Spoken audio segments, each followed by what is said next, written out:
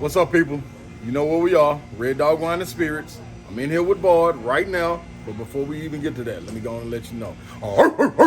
That ain't the real Red Dog. He back there just chilling. But here we go. See? That's the call. That's the call to let them know, man. It's time to get some tasting in. We got Bard right here for the holidays, man. Bard, what we starting off with today? Okay, we're going to start off with a little Bardstown. Hey. Mine ain't Bard, but it's the principal location where up in Kentucky where so many distilleries are. Mm-hmm. And so the folks here do something that I think is really cool. Okay. Is they blend their whiskey.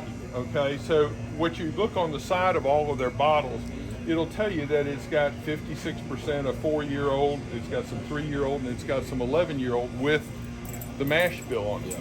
So under the rules, if you were to call this, put an age statement on this, you would have to put 2 years. So they don't do that. They call it fusion. Okay, so they're fusing the flavors. Therefore, you don't have to put an age statement on it. But I think it's one of the coolest things is that they're telling you what they're doing with this whiskey. Yeah. And they've got several different iterations of it. We also have a sample pack up there that you can get for Christmas if you want to try it. So this to me is these guys really know what they're doing. This is not a heavily proofed, this is about 94, 95 proof. So it's proofed down. It's not barrel proof at all. Okay, so here we go. Cheers. So to me, you get some sweetness on the front end of that. That's going to come in from the corn, and then a back end, get a little bit of caramel, get a little bit of burn. And Ron, you and I have talked about that before. Yep. Bourbon has to have a burn. Yeah. If it doesn't have a burn, then it's not bourbon. And we don't want it. It ain't burning, we don't want it. That's right. So that's really sort of cool. One of my and I think they're doing really good work up there, and they've got several other expressions that they do that are rather limited. Now, one you guys tasted before, and this is one of my favorites this year. That's a good one too. This is we went up 3 years ago to Maker's Mark, and 3 of us got in there and we started tasting it to make our own blend. And Maker's 46 is made with, you take a regular Maker's Mark cask strength, you dump the barrel into a holding tank, take the end off, and you're going to put 10 staves of grade 46 French oak inside of it, okay? And then you put the lid back on, the end on, and then you pour the whiskey into it. They take it into an aging room that's at about 50 degrees. And the reason is you don't want the whiskey to age anymore. You want the whiskey to stay where it is, but it's floating. These 10 staves of French oak are completely encompassed by it. So what we did here is they have 6 different types of staves, and we have baked American, seared French cuvee, Maker's 46, roasted French mocha, and toasted French spice. Okay. And we sat there and we came up with about 20 iterations of these different staves. And what they did in order to taste it, they made a whole barrel using these staves. So we were tasting what the whiskey would taste like aged in those kinds of whiskey. And so anyway,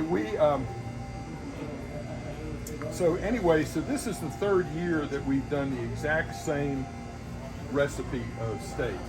Okay, nobody can go up there anymore if you're going to buy a new one and get these same staves. They've moved on to some more different ones, and so you would have to go up there, and if we wanted to make a new barrel, we would have to basically start over.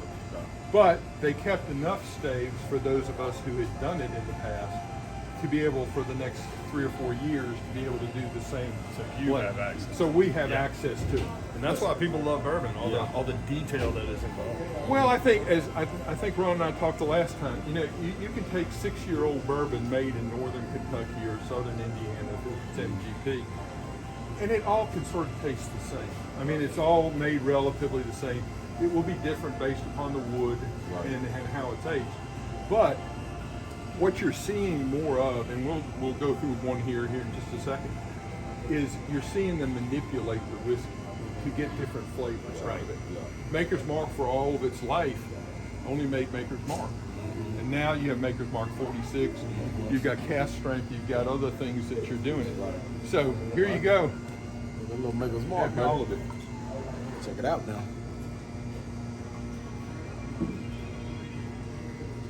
That right off. You pick up what you're not normally going to find. You pick up these different flavors in there. Now mocha, mocha, it's what comes out of that wood. Okay, it's not going to taste like chocolate. Right. No, it Feels like it brings out the other flavors. does bring out a lot of flavors. But I also think, obviously, we got some good standard Maker's Mark in here, which it's going to vary based on barrel. Yeah. But this is really nice whiskey, Yeah. and it's 110 proof, so it'll handle a little bit of ice for you, and away we go. Okay. Y'all better get here, man. Class is in session. I tell y'all every time. Slay will be able to teach it. I'm soon. Listen, I'm gonna get a cum laude in this soon, man. Y'all better stay on point. Okay, we're going to try a new one, brand new one.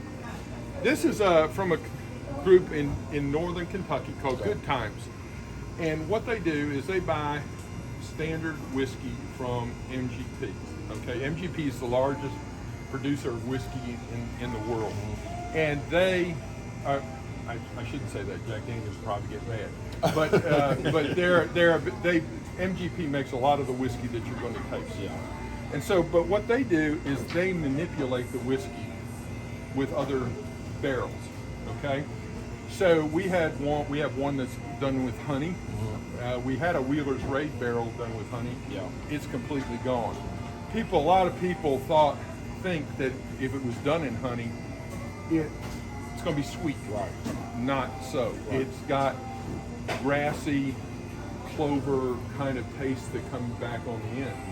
We have another one and we have a barrel of honey from these guys too. Yeah. It's interesting that we tried it the last time, and that one works so well when you put just a drop or two of water in it, or like an ice cube. Devil's water. I was telling y'all about that last time. It blows up. The honey just blows up and comes out into it, and it's really nice. We also have one finished in raspberry brandy, which you go, well, raspberry brandy, okay, but it's got that raspberry fruit sort of front end flavor, moves into the bourbon side and everything. Yeah. So this is what they call their cigar blend. And I'll be honest, this is the first That's time yours. I'm going This to is me right taste here. this. Okay, good. So this has been finished in a cognac barrel, Okay. an Armagnac barrel, and a sherry barrel. And flavors in this so Sherry's strong stuff. yeah. So anyway, so this is we're gonna see what we got here. Okay. We just got this in. We're waiting on our old barrel of it, but this is one that the distributor got in. And so I said, well, send me over 4 cases of it. I know a guy who might like it. Oh, better believe it. I can stand here and smell this right That's now. what I'm standing right here just opening that. Oh, and it smells- smells good. It smells just as you Oh my described. gosh, yeah. You smell the sherry coming Yep. off of it, and the cognac and the Armagnac. Of course, cognac and Armagnac are sort of like Sonoma and Napa Valley, but Yeah. it's 2 different grape kinds. Yeah. Okay, Got a so deeper smell to it. yep. Wow.